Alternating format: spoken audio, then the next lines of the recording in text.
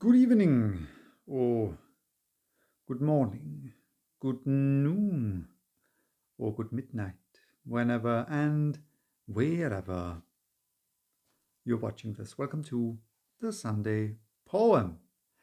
Today, as you can see, I'm not in my usual black box. I'm not even at home because I'm grandma sitting today. Well, actually, I'm dog sitting. Grandma is just a welcome bonus. But I wanted to post something nevertheless. And I went through my list of poems that I already read, and I realized that I never read a limerick, which is pretty remarkable considering that I posted more than 100 poetry readings so far. So it has to be a limerick. And in the unlikely case you don't know what a limerick is, you will immediately recognize the formula when I recite the first line of the one of the first limericks ever published. It was published in 1879, and it was published, imagine that, in a magazine titled The Pearl, which was, and now hold on to your seats, a pornographic magazine in London. So there was actually a pornographic magazine in the mid-Victorian period in London.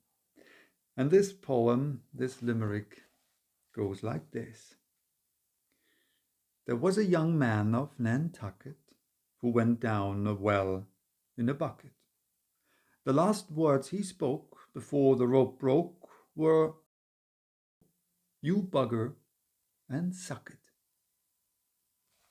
1879.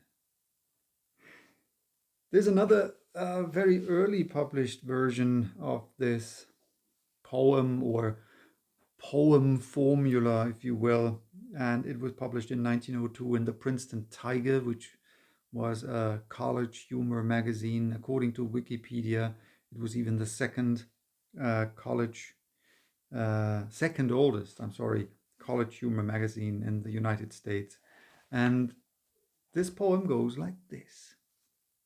There once was a man from Nantucket who kept all his cash in a bucket, but his daughter, named Nan, ran away with a man, and as for the bucket, Nantucket.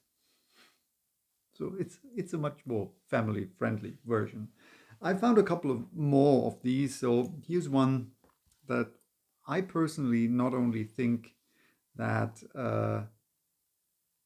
is actually genius, but it is even titled Genius. It's a limerick by Edwin C. Rank, and it goes like this.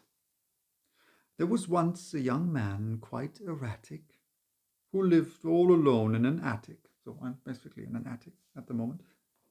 He wrote magazine verse that made editors curse, but his friends thought it fine and dramatic.